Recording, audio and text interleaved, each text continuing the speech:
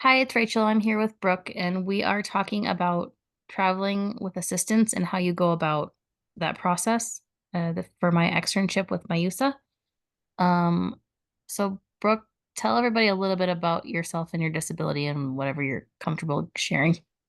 Sure, I'm happy to. I am a quadriplegic. I am a relatively high level, so I have no use of my arms or anything else. So I do need assistance pretty much throughout the day. And then I have you with me, or not with me, but working overnight as well, just in case I need anything.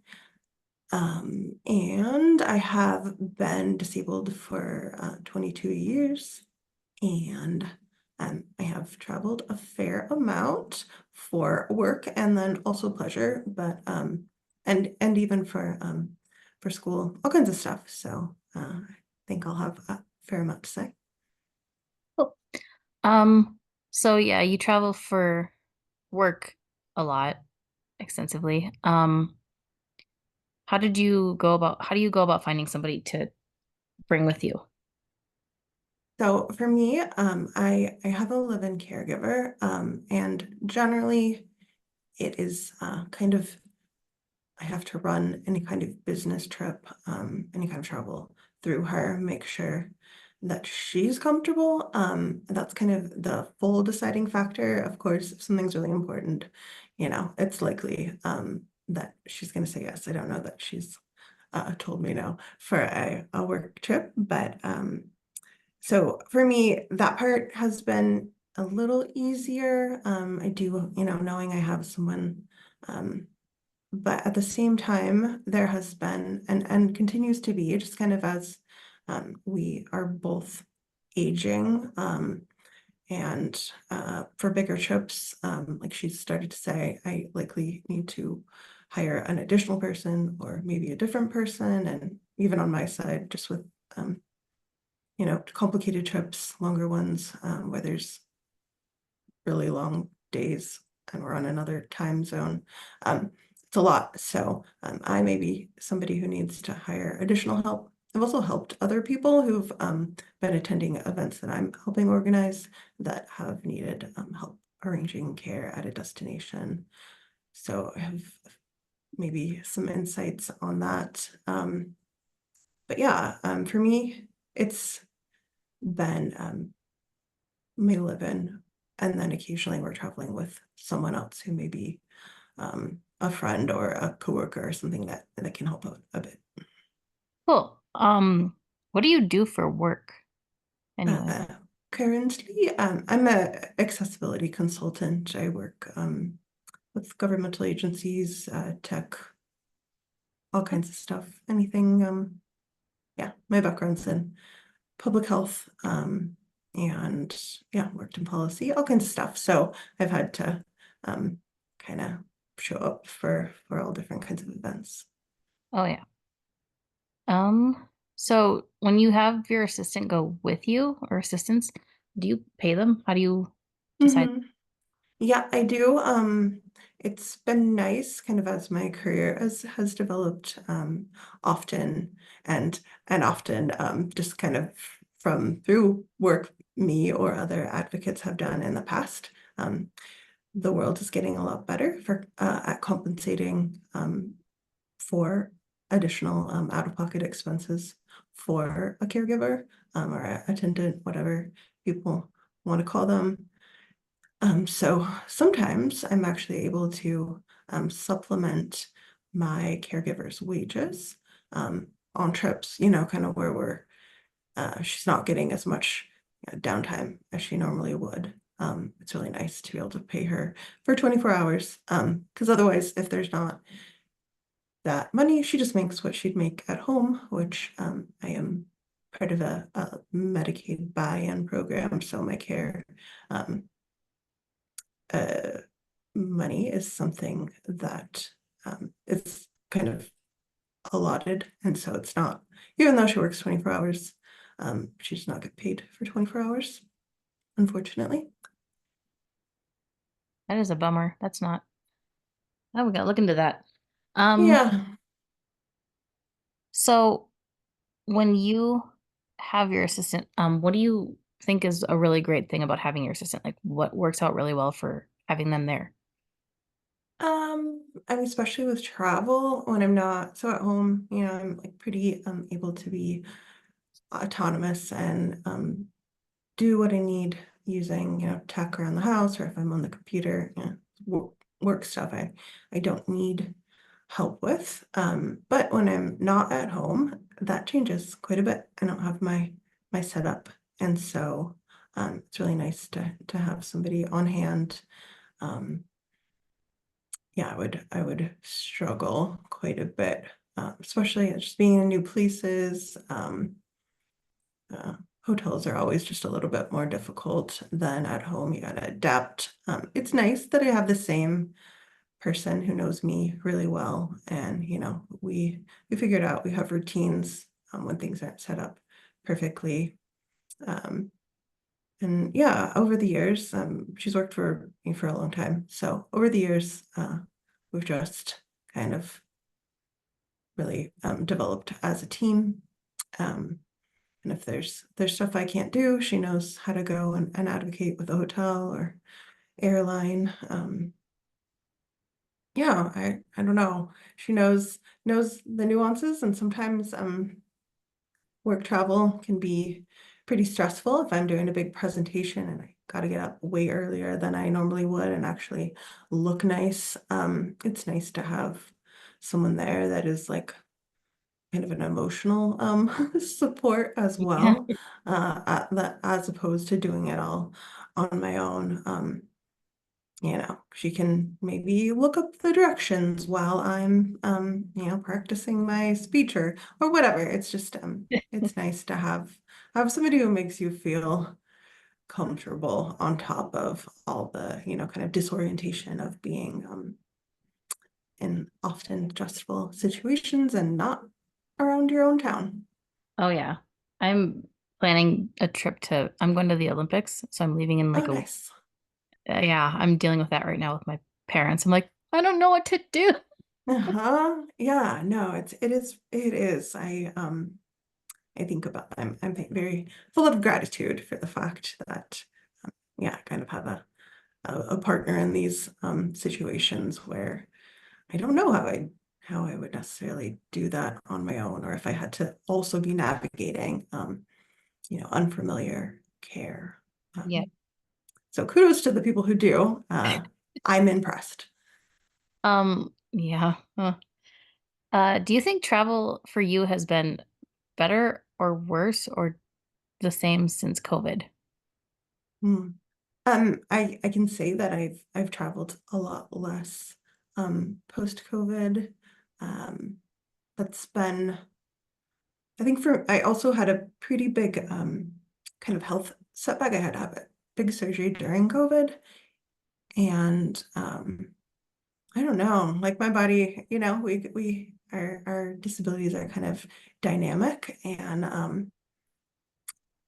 yeah, I've gotten I'm less maybe restless in some ways. I used to love travel, but it's harder, and I have more pain. So, getting on airplanes and whatnot, it's always for me as a quad that needs like full lifts and whatnot.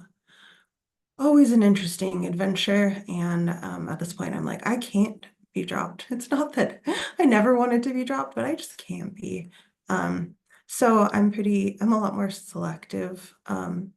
In terms of the trips I'm taking. So, I mean, I guess it's for me, I would say it's gotten worse, but I'm also a bit more avoidant.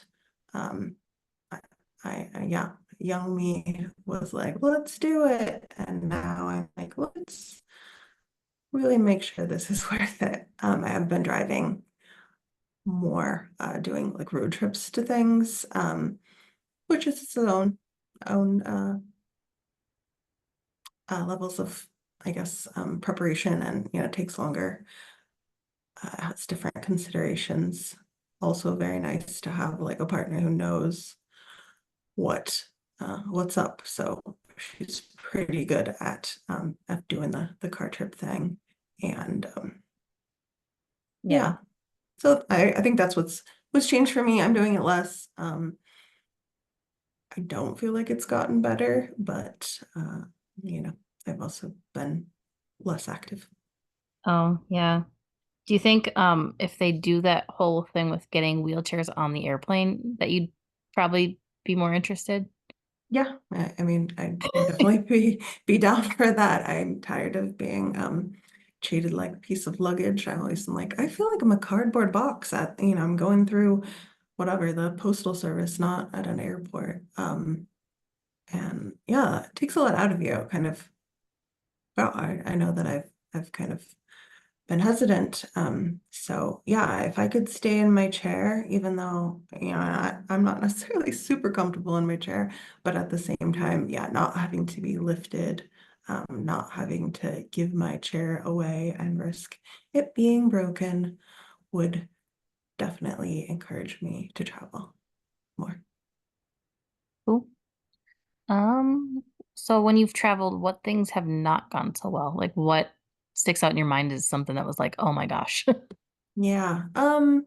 So I've had it all happen at this point. In terms of just like snafus, with yeah, I've had my chair broken on airplanes, luckily on the way home, but still, gotta fight with people to get things fixed. And luckily I had a backup outdoor chair um that I had to at least be able to roll around, but I also needed to travel back days later, and the outdoor chair just wasn't an option. So I had to like really, really work with my equipment company to get replacement wheels that would work for the trip. So just a lot more advocating and hours on the phone. I would rather have not had to deal with. I had my luggage stolen once. That was absolutely terrible. I've read about that and stuff. I don't know. Yeah, yeah, and just we're last off the plane, and they put the stuff out on the carousel, and by the time I was there, my luggage was not, and yeah, it was a bit of a fight. Apparently, the airlines don't think that that's like public space, not their space. Luckily, I was able to advocate, and yes, we got um, things. I did get compensated for the lost stuff, but it was, I don't know. I used to travel with my favorite things. I'm often, dressing up, and I had jewelry and all kinds of things that I really loved, and I'll never get them back. And not to mention, it just feels so, anytime we have something stolen, it's just destabilizing. It feels gross. Yeah. But they had a video of a guy just rolling away my it was a brand new brand new suitcase. Um, so Yeah. unfortunately, that's happened. We've shown up places like where transportation, I think over the years, doesn't feel like it's gotten better. Sometimes it seems like ground transportation is supposed to be better. We talk about it, and it seems like there's offerings of more accessible like Ubers and whatnot, but like no, I've had a lot of trouble, just bad situations even with drivers of taxis and ride shares that have just been very rude or didn't have the proper equipment. Um, so that's hard. And and yeah, showing up at rooms and not having them have a roll-in shower or yeah, I mean, stuff happens. Sounds bleak. Really I still love traveling, even though all the stuff has happened. Like I still desire to go places. Definitely part of my makeup is wanting to explore and be elsewhere. Yeah. Um, what would you like people to know about bringing an assistant? Um, I mean, I would want people to know that it definitely makes it easier. Also feel safer. Sometimes being even with my assistant, sometimes we just feel I don't know, sometimes it's a little scary being somewhere unfamiliar, or I just think having a companion helps you to feel a little bit more like empowered to go explore, and um, hopefully you get to have a little bit of fun with whomever that is, or um, you know, I think if I could, I would would attempt to travel on my own. I mean, it's not at all an option for me.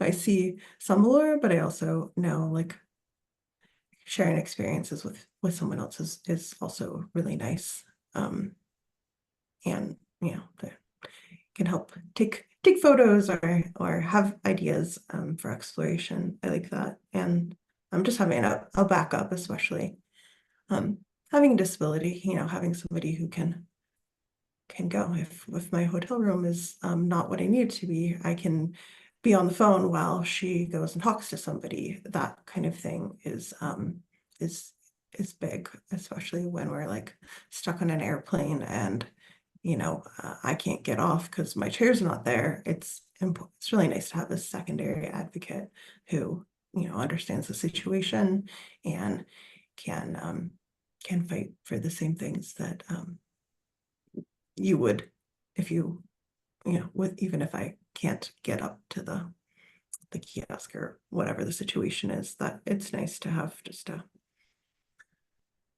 another voice trying to get things taken care of. Yeah. Um, so do you ever remember any like major conflict with your assistant? Uh, yeah, I mean, my assistant and I make jokes. It's not a real stressful trip unless one of us cries. I mean, travel's hard, and traveling, with a disability can be overwhelming.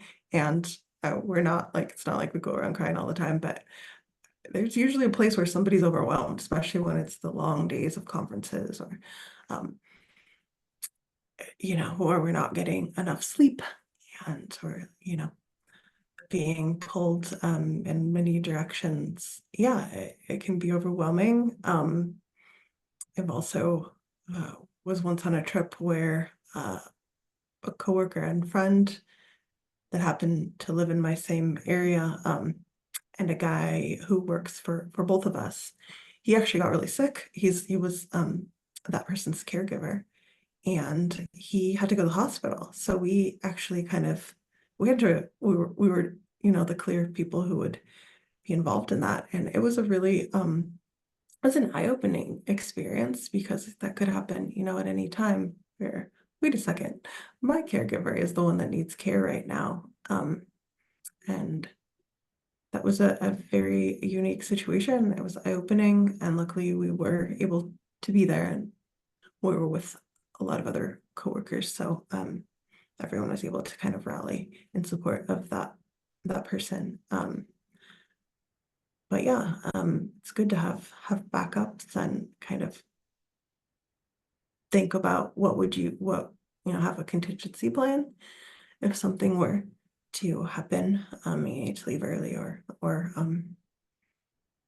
get help when you're out.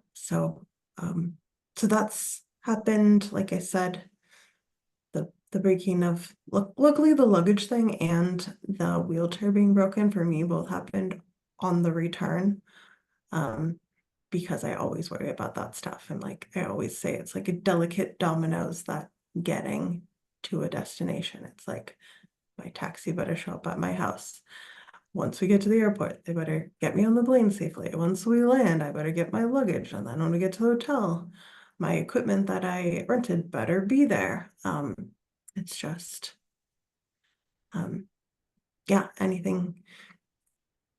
We always feel a sense that any of that stuff could have a snafu, and I always feel really grateful when I'm finally in my room. I see that it's accessible. I have the lift that I rented, and I can go to bed. That is, yeah, just a great moment. Yeah. Um, so your assistant's with you 24 hours. So do they stay in the same room with you? Yes, yeah, the assistant I have, I just try to always get a double bedroom or somehow usually there'll be like a rollout or a uh, mm, roll away. Okay. Um, okay, so was your luggage situation, was that in the States? Yeah, it happened here. I live in Portland, so is that my own airport. I'm glad that it was coming home, it was on our return once we landed. So, I mean, I don't know what in the world I would have done if it happened, on the way to somewhere. I've learned a lot about we used to have a tendency to kind of just throw everything in the suitcase on the way home and not be quite as well organized as we are on the way out. And we learned a lot of lessons there because we had thrown some pretty important stuff in the main suitcase and not in a carry-on.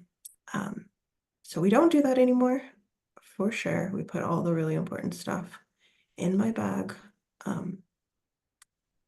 Because yeah, it was definitely quite an ordeal to get everything sorted out. And I happened to have just bought a big suitcase, and that was a relatively short trip. And so my caregiver and I both put everything in the big suitcase. So it wasn't just my luggage, it was both of our luggage. Oh, And yeah, oof. yeah, I've heard about that happening at LAX a lot, but I don't know. Oh man. Yeah, yeah, yeah. So now I have an air tag I put in there and I make sure like all medication, all valuables, definitely keep them with you. Don't put them in your luggage because yeah, they were pretty nonchalant about the fact that that could happen. And once I looked at it, I'm like, yeah, I guess so. There's people coming in and out of the baggage carousel, and there's not really many people watching it. And apparently, there's cameras, but they're not, like actively patrolling. Yeah. Yeah, like if you get your medication stolen or something, I wonder how long that takes to get that figured out. Yeah, yeah, no, yeah, I had a pretty bad situation. I didn't realize that the medication I was taking, like I guess I would have thought about if you didn't take it for 2 days. I would guess if my doctor would have said to taper off of it, but I thought it would be fine. I was on a terribly low dose, and I may actually ended up. I have a spinal cord injury, so I had an autonomic dysreflexia that I had no idea would have happened, and but it did because of not taking that medication for 2 days because it was unexplained. And when we gave me that it again, it went away. So yeah, definitely don't want to mess around with that. I was nonchalant and waited a couple of days, thinking it would be fine. And for me, yeah. So not only did I have my luggage stolen, but I did get a trip to the ER. Um, so Oh yeah. gosh. Yeah. Lessons learned, for real. Yeah. So when you've flown, do you ever do a connection? Like, have you I done? really, yeah, I really try to avoid it. In grad school, I would go back and forth, and that airport did not have a direct flight, so I was having to do connections, and I'm, depending on the situation, if it's not absolutely such an exciting opportunity, it's kind of a deal breaker for me to have to do connections. Yeah. Huh. Well, I think you've answered all of my questions, pressing questions. Is there anything you want to share with people about traveling? Uh-huh. I mean, I know there's a lot of people who are fearful, and I hope that none of my stories. I've flown success, I've had plenty of really successful trips where nothing went wrong, and I would say that's still the majority. But you fly enough, or travel in any capacity enough, you're definitely gonna experience um, some negatives, but it is still worth it. And yeah, some great things happen at conferences or just seeing the world and new cities. So try Well, it. It's definitely doable. I met you in Vegas. Yeah, exactly. I know. And I make new friends. That has been such a great part about like traveling to events is that I've met so many people and I feel like my network, especially of disabled people and a lot of really like cool disabled people you end up meeting out and at these kind of events. So Yeah, yes, I think it's worth it. cool. Awesome. Well, yeah, I think you've answered all my questions, but thank you for the interview. You're welcome. Have a good day. You too. I'll talk to you later. Yeah, bye.